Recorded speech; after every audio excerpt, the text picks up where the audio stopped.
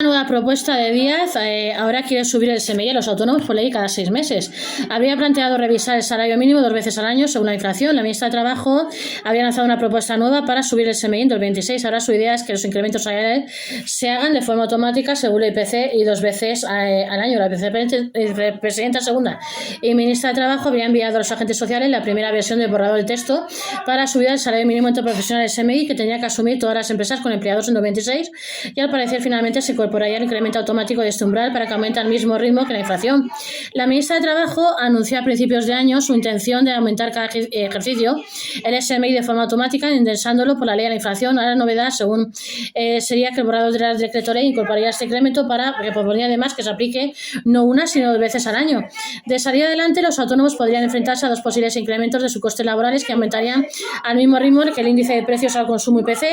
Eso sin contar que a la vez tendrían que soportar una subida de precios en los productos básicos, en la cesta de la compra y los materiales insumos para su negocio.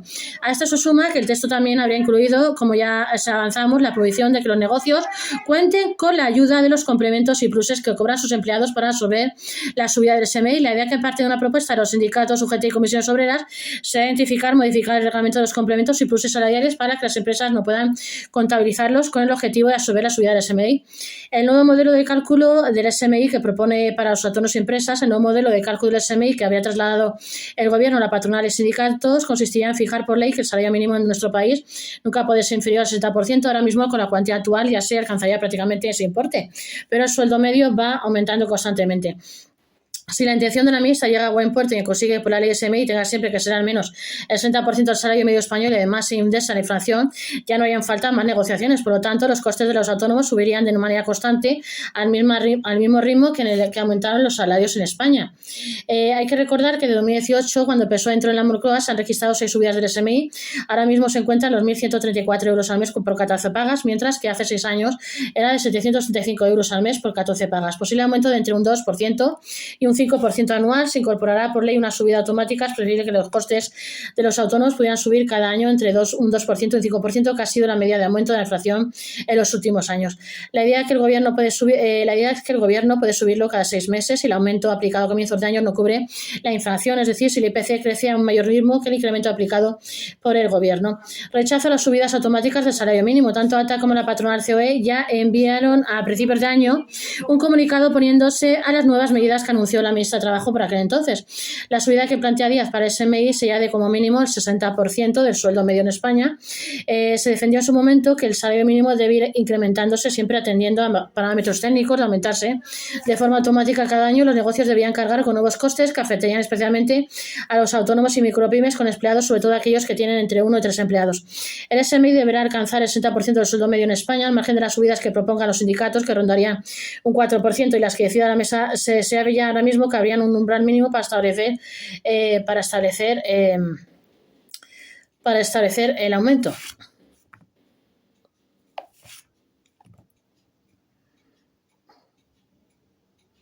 Un momento.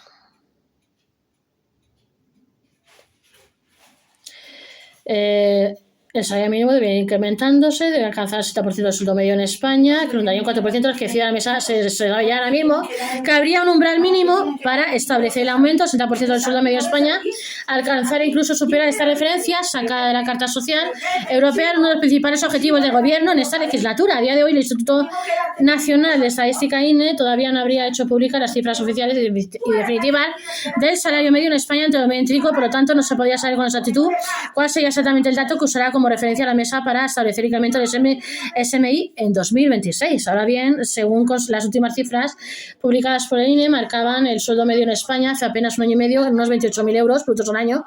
Este es uno de los 1.333 euros mensuales. Varias fuentes calculan que ahora mismo la cifra del salario medio, a falta de que la mesa haga público los datos que están usando, oscilaría entre los 1.350 euros y los 1.450 euros al mes.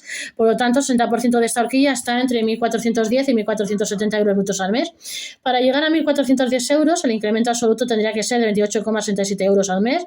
El incremento relativo tendría que ser de 2,8% sobre el SMI actual, y para llegar a 1.470 euros, el incremento absoluto tendría que ser de 88,67 euros al mes. El incremento relativo tendría que ser de 6,42% sobre el SMI actual. A 3 meses de cerrar el ejercicio, los autónomos deberán revisar las declaraciones trimestrales, actualizar su contabilidad y preparar las estrategias fiscales que les permitan reducir la factura fiscal de la próxima declaración de la renta. Aquí os vamos a dar los consejos de planificación fiscal para que los autónomos paguen menos en la próxima renta. A 3 meses de cerrar el ejercicio, los autónomos deberán revisar sus declaraciones trimestrales, actualizar su contabilidad y preparar las estrategias fiscales que les permitan reducir la factura fiscal de la próxima renta. Todos los autónomos deberán ajustar a unos plazos determinados para cumplir con sus obligaciones tributarias y contables a lo largo de 25 a poco menos de 3 meses para que finalice el año.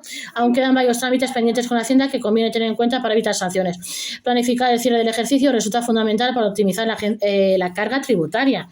Cada enero la agencia tributaria publica el calendario oficial con todas las fechas que afectan directamente a los trabajadores por cuenta propia, declaraciones trimestrales de IVA, pagos fraccionados del IRPF, retenciones a profesionales, alquileres y otras obligaciones periódicas. Según establece los últimos meses del año, resultan decisivos para dejar al día las cuentas y ajustar los ingresos y gastos antes del cierre contable.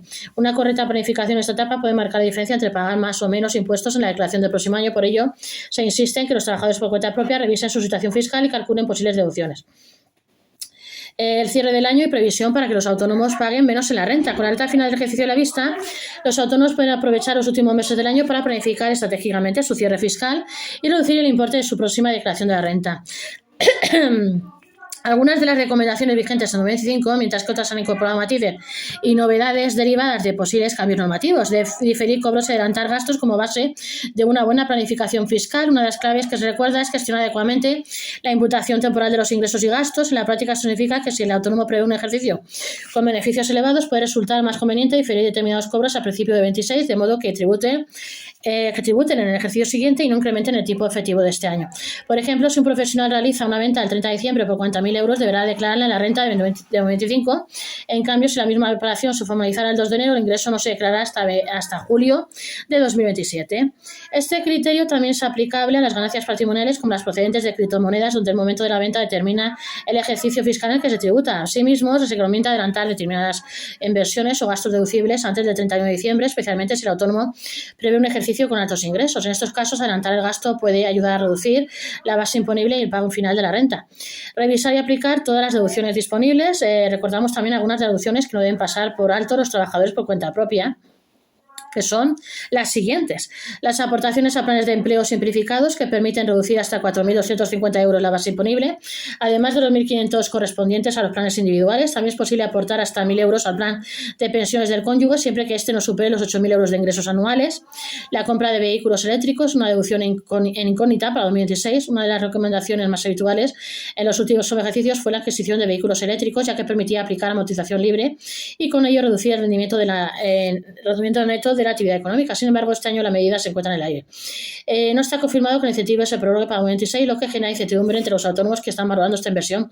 El año pasado sí se prorrogó, pero este año no lo sabemos. Adquirir un coche eléctrico no garantiza que tenga reducción fiscal porque la medida finaliza hasta 2025. La decisión final dependerá de lo que establezca la Ley de Presupuesto General del Estado, que es donde suele incluirse este tipo de prórrogas. En 2024, por ejemplo, la extensión del beneficio se aprobó a comienzos de año, en el mes de febrero, con lo cual puede suceder lo mismo en 2026. Por ello, lo más exacto es esperar a conocer si la medida se mantiene antes de realizar una inversión de ese calibre. De momento, la deducción sigue siendo aplicable únicamente a las adquisiciones efectuadas antes del 31 de diciembre de 2025, salvo que el Gobierno decida ampliarla en los próximos presupuestos. En el sistema de módulos, otra incertidumbre para el cierre fiscal. Otro de los puntos que mantienen en vilo a los autónomos de cara al cierre del ejercicio es la posible prórroga del sistema de módulos. Aún no está confirmado si se mantendrá la reducción vigente para este régimen, lo que genera una notable incertidumbre entre los trabajadores por cuenta propia acogidos a él. Estamos a la espera de que se prorrogue la reducción de los módulos, pero todavía está en el aire. La actualidad, los autónomos pueden seguir en este sistema siempre que sus ingresos y compras no superen los 250.000 euros anuales, pero si no se aprueba la prórroga, el límite bajaría a los 150.000 euros, excluyendo así un gran número de profesionales que hoy continúan dentro del régimen. Se advierte de que muchos dueños de pequeños negocios podrían verse fuera del sistema sin esperarlo, al pensar que el umbral actual se mantendrá hasta final de año. Esa inseguridad es con la que nos estamos encontrando últimamente en el ámbito tributario. Luego está ya el calendario de obligaciones contables y fiscales de los autónomos en el último trimestre 25. Hasta el 20 de octubre, modelo 111, retenciones de IRPF deberán presentarlo quienes cuenten con empleados o colaboradores profesionales para ingresar a las retenciones practicadas entre julio y septiembre. Modelo 115, retenciones por alquileres a presentar por los autónomos con locales arrendados para declarar las retenciones efectuadas al propietario del inmueble. Modelo 202, pago fraccionado de impuestos de sociedades. Las sociedades que tributen por este impuesto deberán ingresar el tercer pago parcial. Si el trámite se domicilia, el plazo para hacerlo finaliza el 15 de octubre. Modelos 130 y 139 pagos fraccionados de IRPF. Modelo 130 para quienes tributan en estimación directa. Modelo 131 para los que hacen por módulos. Ambos modelos corresponden al pago de IRPF del tercer trimestre. Modelo 303, IVA trimestral. Todos los autónomos y empresas deberán presentar la autorización del IVA correspondiente al tercer trimestre 25. Modelo 349, operaciones intracomunitarias. Obligatorio para quienes realicen operaciones con otros países de la Unión Europea. Será mensual o trimestral según el volumen de operaciones, más o menos de 50.000 euros hasta el 30 de octubre.